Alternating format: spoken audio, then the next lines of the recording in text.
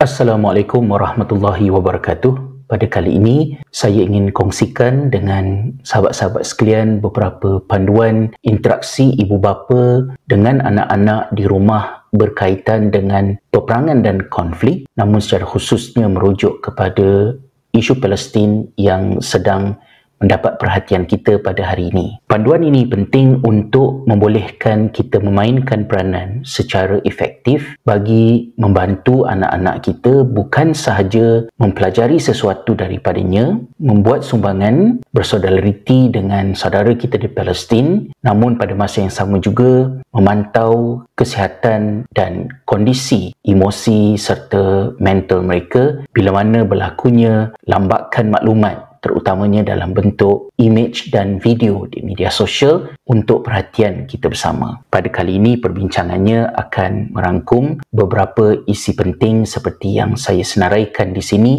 Mudah-mudahan ada sedikit manfaat daripadanya. Pertamanya saya ingin memulakan perkongsian kita ini dengan memetik apa yang disebutkan oleh Allah Subhanahu Wa Taala di dalam surah Al-Kahfi ayat yang ke-28. A'udzubillahi minasyaitonirrajim. Wasbir nafsaka ma'al ladzina yad'una rabbahum bil ghadati wal 'ashi yuriduna wajhah ولا تعد عيناك عنهم تريد زينة الحياة الدنيا ولا تطع من أغفلنا قلبه عن ذكرنا واتبع هواه وكان أمره فرطا. Ayat ini bermaksud, dan sabarkanlah diri kita di dalam usaha bersama-sama dengan mereka yang mengingati Allah pada waktu pagi dan waktu petang demi mengharapkan redha Allah Subhanahu Wa Taala, dan janganlah engkau palingkan perhatianmu daripada mereka kerana menginginkan kepada kesenangan kehidupan kita di dunia, dan jangan sekali-kali kita mentaati mereka yang hatinya lalai daripada mengingati Allah Subhanahu Wa Taala dan mengikut kehendak mereka, sedangkan mereka itu pekerjaannya adalah bersifat melampau. Ayat ini diulas oleh Said Qutb di dalam tafsir fi Zilalul Quran sebagai ayat yang merupakan wasiat kepada mereka yang bertanggungjawab dalam mendidik generasi, sama ada sebagai ibu bapa, sebagai guru pertama anak-anak, dan juga bagi guru-guru warga pendidik untuk kita menyabarkan diri di dalam usaha yang amat mencabar mendidik generasi ini yang digambarkan oleh Allah sebagai mereka yang mengingati Allah pada waktu pagi dan waktu petang, mengharapkan redha Allah. Ia bukanlah ungkapan yang bermaksud anak-anak kita ini sempurna, tetapi ia adalah apa yang diungkapkan oleh Allah Subhanahu Wa Taala untuk menjadi bayangan kepada kita bahawa inilah yang kita harapkan kualiti yang ada terjadi kepada anak-anak kita. Self-prophecy untuk anak-anak itu melihat diri mereka dengan image yang sebaik mungkin seperti yang diungkapkan oleh Allah. Dan Allah sebutkan di dalam ayat ini bahawa usaha ini ada cabaran-cabaran dia. Antara cabarannya adalah diri kita sendiri yang mungkin sibuk dengan pekerjaan. Jangan kita lalai sehingga kita terlepas pandang tentang apa yang sedang berlaku kepada anak-anak kita.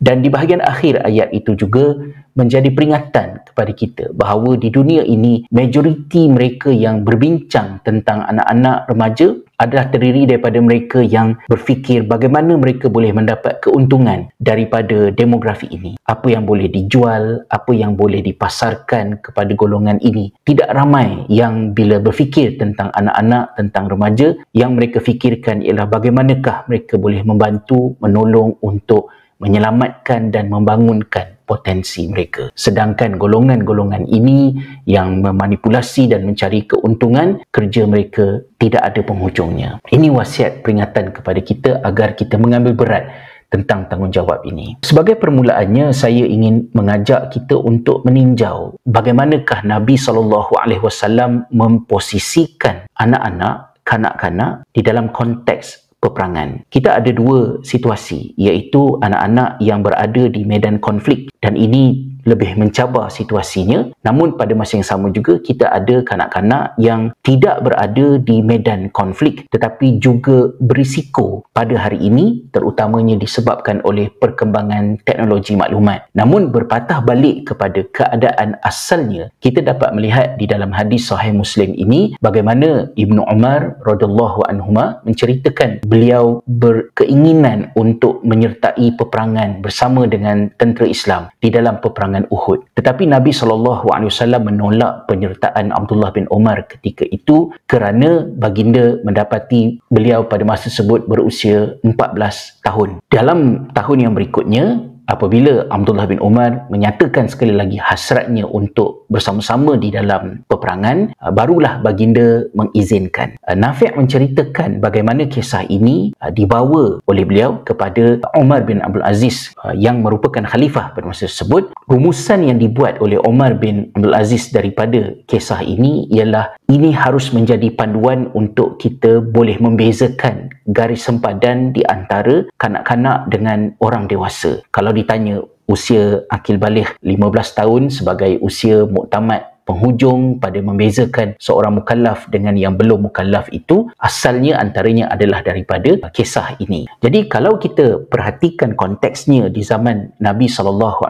apabila baginda tidak mengizinkan mereka yang dianggap belum mencapai tahap umur yang sesuai dengan peperangan untuk menyertai peperangan, artinya kanak-kanak di zaman Nabi SAW tidak berada di medan peperangan. Perkara-perkara yang menakutkan, perkara-perkara ngeri yang mendatangkan trauma yang terjadi di medan peperangan, kematian, cedera parah, tidak dilihat oleh kanak-kanak kerana mereka tidak berada di medan peperangan. Ini berbeza daripada situasi yang ada pada hari ini, bila mana mereka yang berada jauh daripada tempat konflik berlaku, mereka itu berisiko seperti berada di medan peperangan disebabkan oleh laporan media yang mendedahkan, bukan hanya melalui naratif penceritaan dalam bentuk audio dan teks, tetapi yang lebih utamanya adalah dalam bentuk gambar dan juga video. Ini perlu kita berikan perhatian kerana ada implikasinya terhadap diri kanak-kanak yang memproses perkara-perkara tersebut berbeza daripada orang dewasa memprosesnya. Dan mengapakah perkara ini penting untuk kita berikan perhatian? Salah satu sebabnya ialah seperti yang disebutkan oleh almarhum Syekh Salah Abdul Fattah Al-Khalidi rahimahullah di dalam bukunya Syakhsiyah Al-Yahudiyah. Bagaimana Syekh Salah mengatakan bahawa usaha untuk membebaskan bumi Palestin adalah merupakan usaha yang memakan masa yang panjang. Ia bukan usaha individu yang diukur dengan tahun, tetapi ia adalah merupakan usaha kita sebagai umat yang diukur berdasarkan generasi ke generasi. Sebarang strategi tindakan harus komprehensif pada mengimbangkan di antara menyelesaikan masalah yang sedang berlaku, terutamanya di tempat di mana konflik itu terjadi, dan juga secara jangka panjang bila mana kita berfikir terutamanya tentang pendidikan keibubapaan. Dalam proses saya menyediakan pembentangan ini yang asalnya saya bentangkan untuk ibu bapa bagi para pelajar di sekolah kami, saya menyemak kembali majalah-majalah yang saya pernah baca secara fizikal pada sekitar awal 1990-an dahulu. Antaranya ialah majalah Palestin Al-Muslimah yang diterbitkan di London, tapi saya baca dia di Jordan. Dan bila saya baca kembali majalah-majalah berkenaan, saya tersedar bagaimana tempoh masa telah berlalu dengan begitu lama. Saya membaca majalah tersebut sebagai anak muda ketika Syekh Ahmad Yassin di atas kerusi roda menyampaikan bimbingan dan seruan mereka untuk memperbaiki usaha umat Islam khususnya di Palestin pada mendepani kekejaman Zionis ini. Sedar-sedar sudah 20 tahun pengalaman itu berlalu pada tahun 2023 ini, dan keadaannya bukan sahaja belum selesai, malah menjadi semakin tragis. Untuk menggambarkan 20 tahun itu, pada hari ini saya rasa seperti angin yang berlalu begitu sahaja. Sudah berapa ramai yang terbunuh, namun Palestin itu masih lagi belum selesai masalahnya. Justru bila kita berfikir tentang anak-anak dan apa yang kita nak lakukan untuk membantu mereka, berkemungkinan usaha kita ini adalah usaha yang mereka akan pakai di masa hadapan ketika kita mungkin dah tak ada nanti, dan mereka perlu meneruskan perjuangan dengan perkembangan yang ada pada masa itu. Maka kita mestilah ada futuristic thinking pada memikirkan hal ini dan tidak tergesa-gesa hanya untuk memuaskan sifat reaktif kita. Seandainya kita ada sifat begitu, bahawa kerana sekarang ni tengah panas isu Palestin, maka kita pun nak heret anak kita untuk buat sesuatu, tapi dia tidak mempunyai impak jangka panjang, apatah lagi jika apa yang dilakukan itu mendatangkan kemudaratan pada masa ini. khususnya. Oleh yang demikian, kita perlu mengambil isu yang saya sebutkan ini dengan berhati-hati pada meninjau beberapa perkara, yang perkara ini janganlah pula kita gambarkan, oh, mengada-ngada sangat, manjakan anak-anak. Kalau kita fikirkan anak-anak Palestin tu lagi teruk, kita ni takkanlah setakat tengok gambar pun dah trauma lah apa dan sebagainya, kita memperlekehkan hal tersebut. Saya harap ibu bapa tidak berfikir sedemikian rupa. Kajian-kajian dilakukan tentang mereka yang secara secondary tidak berada di medan konflik tetapi mendapat kesan juga ekoran daripada pendedahan imej, foto dan juga video. Begitu juga dengan anak-anak yang berada di medan konflik. Ketika saya masih belajar di Finland, saya melakukan aktiviti sukarelawan di kamp pelarian mingguan, tetapi sebelum kami dibenarkan untuk melakukan aktiviti berkenaan, kami terlebih dahulu mengikuti kursus di dalam subjek sosiologi pendidikan untuk memahami tentang kanak-kanak yang datang daripada medan konflik, apakah trauma yang mereka hadapi, apakah do's and don'ts yang perlu diberikan perhatian oleh sukarelawan ketika kita berinteraksi dengan anak-anak ini tadi. Dalam pengalaman saya itu ada kanak-kanak daripada Iraq, daripada Afghanistan, daripada Syria, Palestin ada mungkin 1-2 yang saya boleh ingat,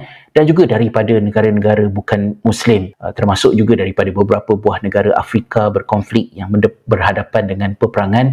Saya dapat melihat sendiri bagaimana anak-anak ini dalam keceriaan mereka. Setiap minggu saya mengendalikan homework club, istilah yang dipakai itu. Kita dapat mengesan adanya perasaan-perasaan yang tidak selesai pada diri mereka yang menyebabkan mereka mudah triggered untuk bergaduh, menangis dan juga menjadi agresif. Itu yang kita bimbangkan. Maka kita kena serius dalam hal ini dan jangan memperlekeh tentang kepentingan untuk memantau keadaan emosi dan mental anak-anak ini. Bila mana anak-anak ini melihat kepada video dan juga foto daripada medan peperangan, terutamanya pada hari ini dalam konteks tahun 2023 daripada TikTok misalnya, ia secara semula jadinya lebih diminati untuk diperhatikan berbanding dengan membaca teks penerangan. Tetapi imej dan video yang dipaparkan itu, seperti kajian yang saya letakkan di sini, memberikan kesan yang besar kepada cetusan emosi daripada amigdala, bahagian otak manusia yang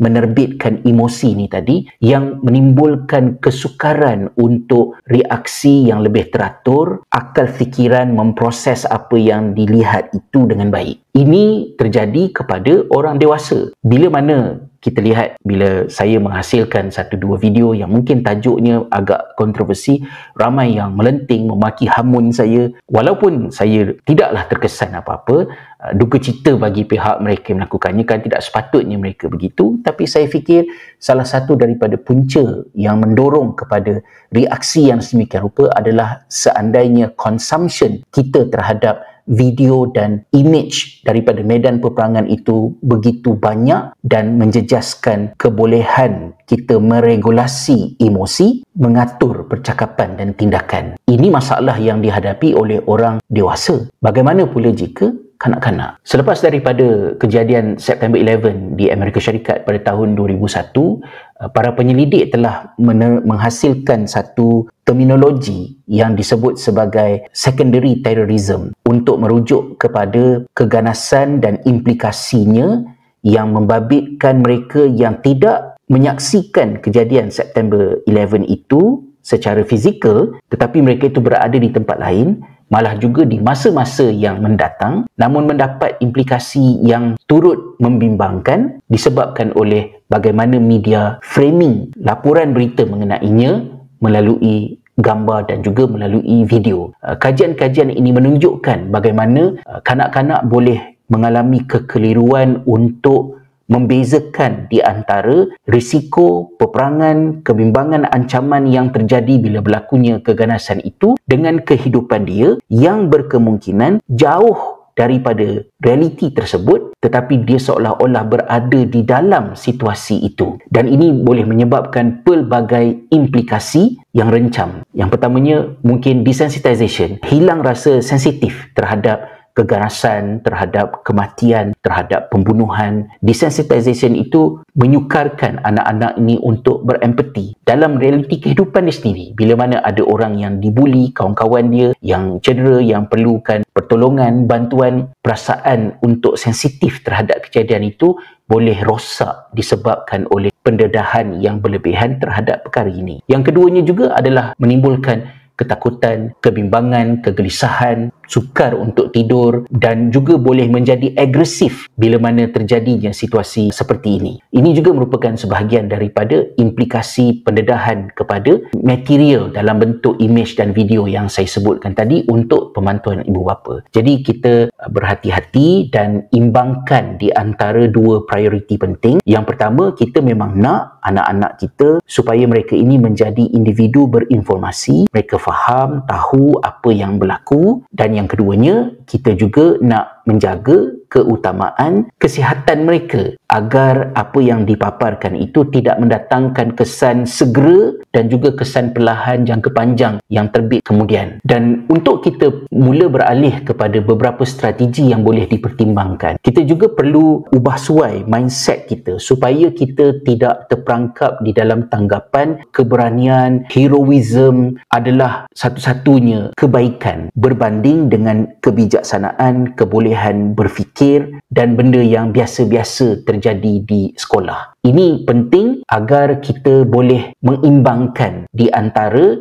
kecenderungan kita untuk melihat anak kita memberikan reaksi yang heroik ataupun menyalurkan reaksinya itu dalam bentuk pembelajaran yang quote-unquote biasa-biasa. Kita lihat selain daripada Abdullah bin Umar radhiyallahu anhuma, seorang lagi sahabat yang juga pernah ditolak keinginannya untuk menyertai peperangan kerana usia yang masih kecil adalah Zaid bin Sabit radhiyallahu anhu. Keinginannya untuk menyertai peperangan Badar ditolak oleh Nabi SAW kerana belum cukup umur dan hanya diterima selepas daripada itu. Ada yang kata dalam peperangan Uhud, ada yang kata dalam peperangan Khandaq. Tetapi pada masa yang sama, Zaid bin Sabit juga diperkenalkan kepada Nabi SAW tentang satu kelebihan beliau yang melebihi mereka yang seusia dengannya, iaitu kemampuannya untuk belajar dengan pantas seperti yang terdapat dalam riwayat yang saya letakkan di dalam paparan ini. Dan kerana kebijaksanaan dan kepintaran Zaid bin Sabit, Nabi SAW meminta kepada Zaid bin Sabit ini untuk melakukan sesuatu yang memerlukan kepada kelebihan tersebut yang tak ada pada ramai orang lain.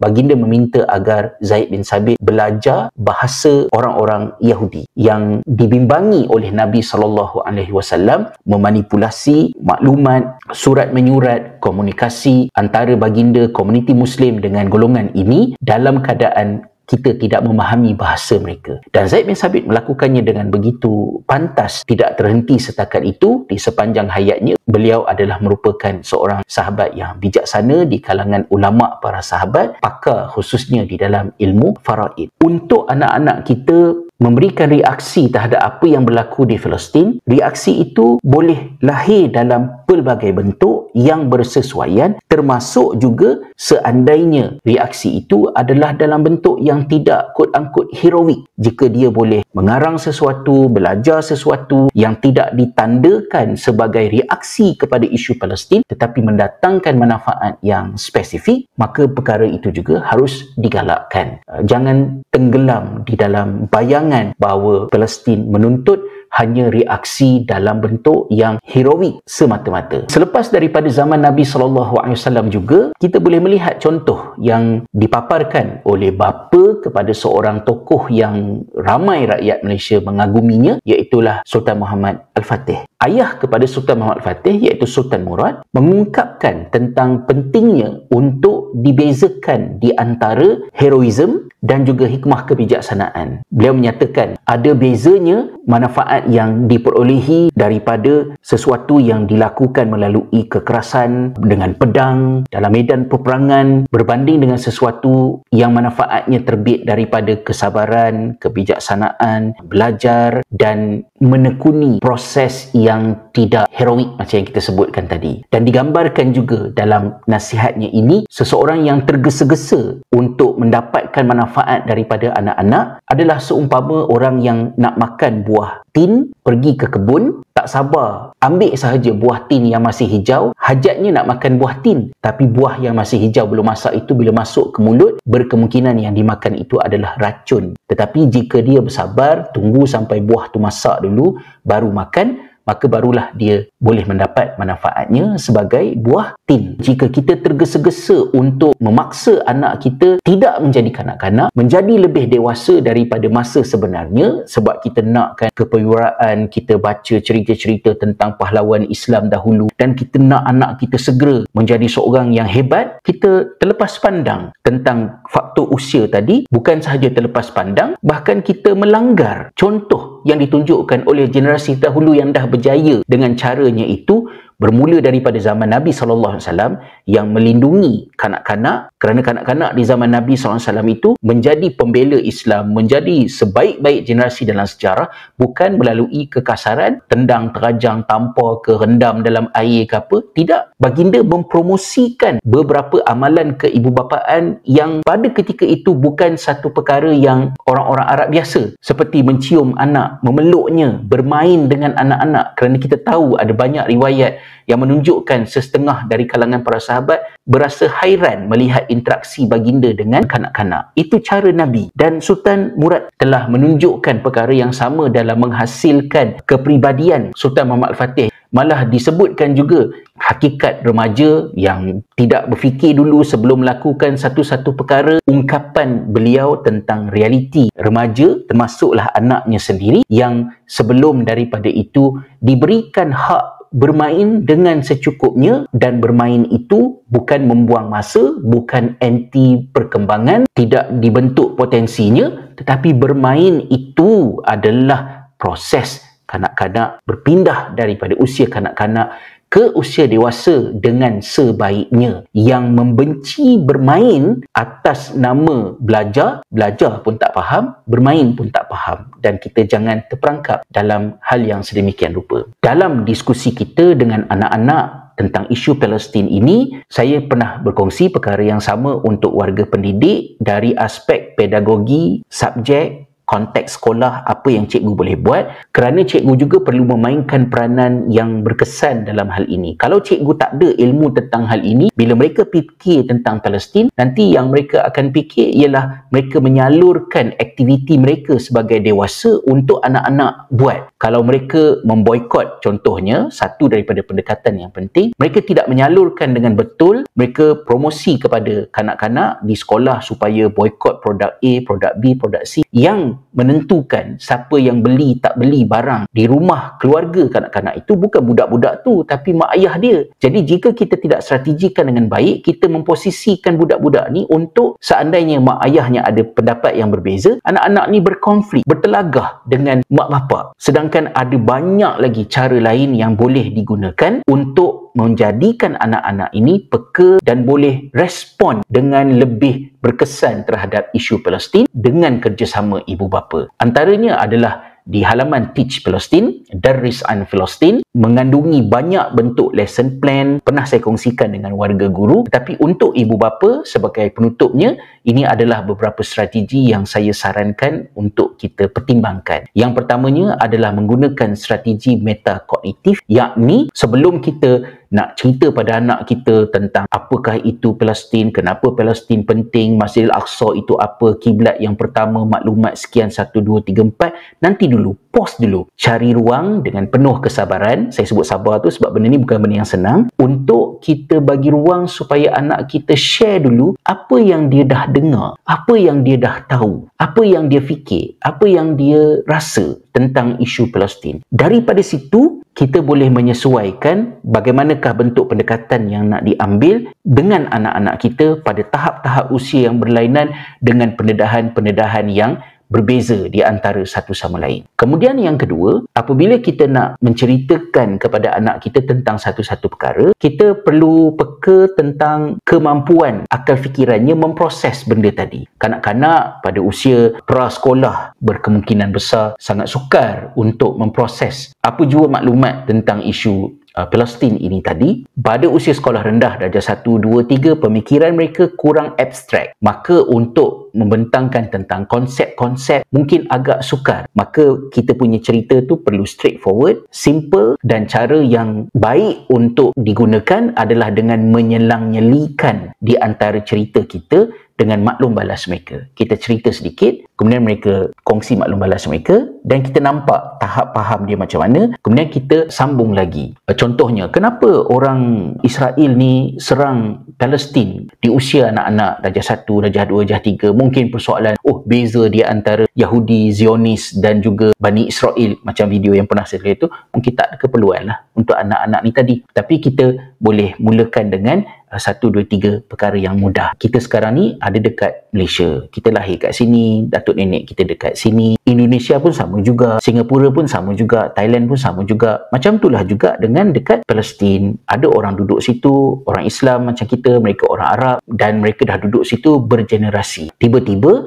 ada satu kumpulan orang lain mengatakan bahawa tempat orang Palestin itu adalah tempat datuk nenek moyang mereka. Mereka nak datang ramai-ramai daripada negara-negara lain duduk dekat situ, bukan hanya datang nak duduk kat situ, tapi mereka nak keluarkan orang yang dah memang duduk situ daripada kampung halaman mereka. So mungkin ayat kita itu lebih straightforward dan tidak begitu abstrak. Berhenti sekejap dan kita boleh tanya pada anak kita, nampak tak apa masalahnya bila jadi macam tu? Katalah ni rumah kita, tiba-tiba ada orang datang, dia kata tak, rumah ni dibina di atas tanah yang dulunya dia dapat tahu datuk nenek moyang dia duduk dekat sini. So sila keluar daripada rumah ni, aku nak masuk duduk kat sini. Macam mana perasaan kita? Apa yang kita fikir?